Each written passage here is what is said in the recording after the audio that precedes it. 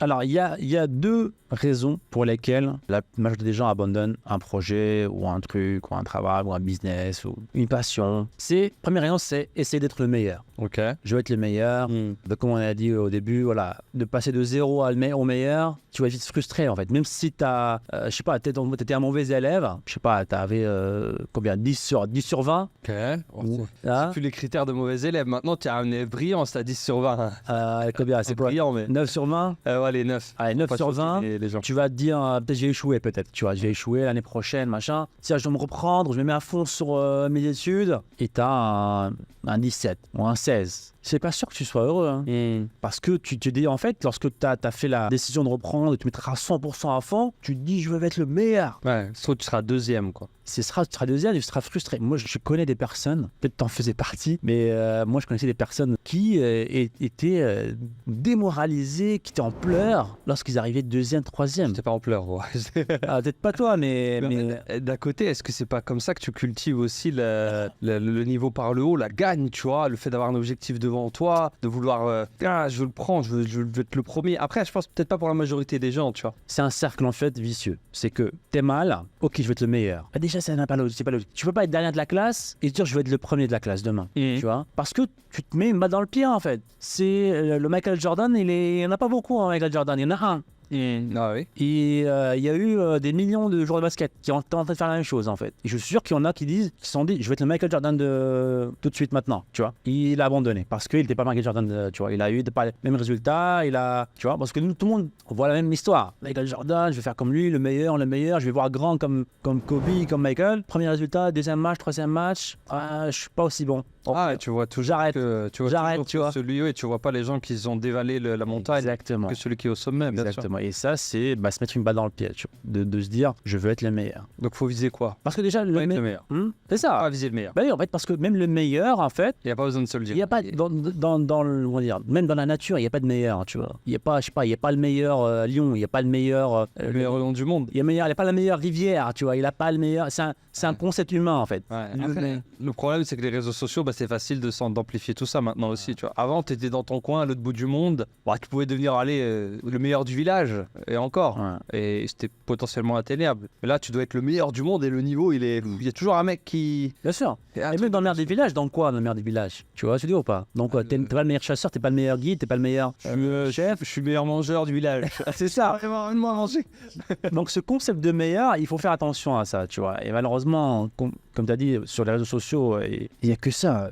Le 1% des hommes, le 1% des... C'est le 0,1 maintenant. Ah, le 0,1. Ouais, parce que je te jure que c'est vrai. Donc avant, pour ceux qui ne savent pas, il y avait beaucoup de vidéos qui disent, voilà, si t'es pas dans le 1% mondial, tu vas connaître la famine, les épidémies, t'es foutu, tu vas être dans la rue avec les zombies. Et là, il y a des mecs qui refont des calculs qui disent, oui, machin, 1% ce sera pas assez, il faut être 0,1% des hommes, les femmes les plus riches du monde. Sinon, c'est... Mais la logique, tu vois, bon voir, c'est même pas logique en fait, c'est très émotionnel, tu vois. Ça parle à des gens, ils sont mal, overcorrection, je fais partie des 1%, tu vois, ça leur parle, tu vois, je gros changement, je veux, tu vois. 1% mondial. Mais logiquement, c'est-à-dire que, ok, donc le 0,1% va être à l'abri. C'est-à-dire que tu vas vivre dans les bunkers. Tu vas vivre dans un monde où 99% des gens sont dans la famine, ils sont dans la galère, il y a des guerres, et tu penses que toi tu vas vivre tranquillement, quoi. Toi tu seras en Amérique du Sud, il y a 0,01%, genre il y aura une ville dans le monde où... un Dubaï avec des murs, tu vois. C'est illogique sur leur truc. Sachant que le 0,1% aux États-Unis, juste aux États-Unis, c'est 25 millions. 25 millions de dollars, le 0,1% en fortune. Ouais, mais ça, c'est beaucoup de vidéos, un peu moins en francophonie. Un petit peu, des fois, t'en as 1%. Ça, comme toujours. Mais aux États-Unis, ils sont déjà partis certains dans le 0,1%, quoi. Le postulat de vous dire, voilà, si tu fais pas partie du 1% mondial financier, ta vie n'est pas encore terminée. C'est ça. Et qu'est-ce qui se passe à ce jeune, en fait, qui, 3 ans dans le business, il est pas encore dans le 0,1%. Je suis un échec. Ça se trouve, il a réussi à quitter la rat race. Ça se trouve, il gagne plus qu'un salaire respectable avec son business. Il a appris des choses. Mais je suis pas un 0,1%. Même, tiens, revenons au 1%. Le 1%, c'est aux États-Unis 10 millions. Si tu fais pas 10 millions, t'as raté ta vie. C'est ça. Et c'est vraiment le discours de gros influenceurs. quand tu entends ça en tant que jeune, tu vois, tu es très influençable par des personnes que tu vois comme idoles, tu te dis la pression que tu as, mentale, à un moment donné, tous les moyens sont possibles pour arriver à ça, tu vois. Donc il faut faire attention à ça. Et en plus, tu te mets dans le mal de le pied parce que tu as mis la barrière tellement haute que tu vas abandonner en fait. En même ton cerveau, écoute, on n'est pas dans un 1%, t'es une M, allez, rentre chez toi. C'est bête ce que je vais dire, mais si tout le monde était dans le 1%, ce ne serait pas le 1%, ce serait le 90%. Ouais, c'est ça. Tout le monde ne peut pas être dans le 1% statistiquement. Exactement. Donc tu fais quoi des reste des gens? Donc là, tu me dis que les 1% qui vont réussir, donc le reste, on fait quoi du reste en fait? On s'en fout, ils ont perdu quoi. Je sais pas. C'est fou quand même. Dans un jeu, il n'y a que le 0,1% qui va gagner. Ah ouais, franchement. Après, tu imagines dans la communauté des 1%, t'as le 1%, maintenant il faut devenir le 1%. Ouais, justement, c'est les 0,1%. Et du coup, il faut devenir les 1% de eux. Ouais, c'est ça. Donc, sa logique n'est pas là, mais émotionnellement, ça parle parce que les gens sont mal en fait. Ça parle aux gens qui sont vraiment mal. Ouais. C'est ok, on va passer de l'autre côté d'autre côté, tu vois. On est dans l'extrême, on va passer de l'autre extrême. Et puis, il y a une deuxième raison. C'est avoir les mauvaises motivations. On va dire c'est soit les motivations, c'est des désirs ou une émotion. Les désirs, c'est des choses que tu vas voir à l'extérieur. C'est que tu vois une belle voiture, une Lamborghini, ah tiens, je veux la même chose. Je veux la Lamborghini. Je sais pas, tu vois une villa, tiens, je veux avoir la même villa. Donc c'est quelque chose qui vient de l'extérieur. Et le problème avec les désirs et les émotions, ils sont tous les deux en fait temporaires en fait. C'est-à-dire que ça fluctue, ça change. Les émotions, ça change. C'est pas quelque chose qui t'a rendu hier heureux, c'est pas forcément quelque chose qui va te rendre heureux aujourd'hui, etc. Des fois, ça va et vient. En fait, si tes désirs, tu les as récupérés de l'extérieur, ou alors c'est une émotion qui va et vient. Alors, je suis motivé, tiens, je vais faire ça. Parce que je suis machin, je suis motivé, je me sens machin, je vais faire ça. Mais à un moment donné, cette émotion, elle va partir, tu vois, elle va changer. Ou alors, une émotion négative. Une émotion négative, ça peut être quoi? Ça peut être une émotion négative. Tu es jaloux de quelqu'un qui a quelque chose. Ouais, je suis jaloux de quelqu'un. Voilà, je suis jaloux de quelqu'un, donc je vais aller bosser. Je vais aller je vais hustle, et je vais lui montrer que je suis meilleur. Prouver aux autres, ouais. C'est ça. Et donc, cette émotion-là, à un moment donné, elle va partir. À un moment donné, tu seras plus jaloux,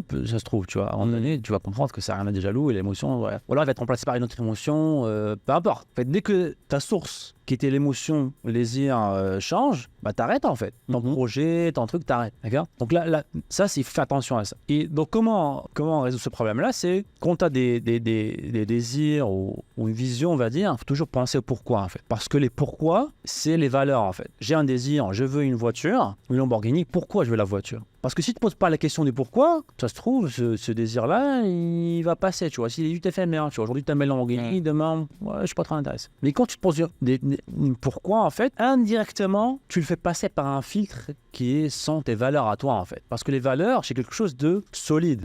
C'est pas quelque chose qui bouge, tu vois. C'est pas quelque chose de comme les émotions, les désirs qui sont, ça vient, ça part. Les valeurs, c'est quelque chose de solide. Les valeurs, c'est quelque chose qui te permet, même lorsque ça va mal, de tenir et continuer, en fait. Peu importe l'émotion, tes valeurs te permettent de continuer. Que tu sois heureux, malheureux, tu vois. Ouais. Si tu as un désir ou une envie ou un truc que tu veux faire lié à valider par tes valeurs, tu peux avancer, tu peux continuer, peu importe ton état émotionnel, on va dire. Donc voilà, les amis, ceux qui n'ont pas de valeur, on a tous des valeurs. C'est ça le truc, en fait. Même si t'en as pas, c'est ça, même si ça fait que t'en as, en fait. Ouais, même si l'une de tes valeurs, c'est je n'ai aucune valeur. Non, c'est pas ça, en fait. Même si tu n'arrives pas à mettre les mots dessus. Ouais. Tu vois, tu as des valeurs.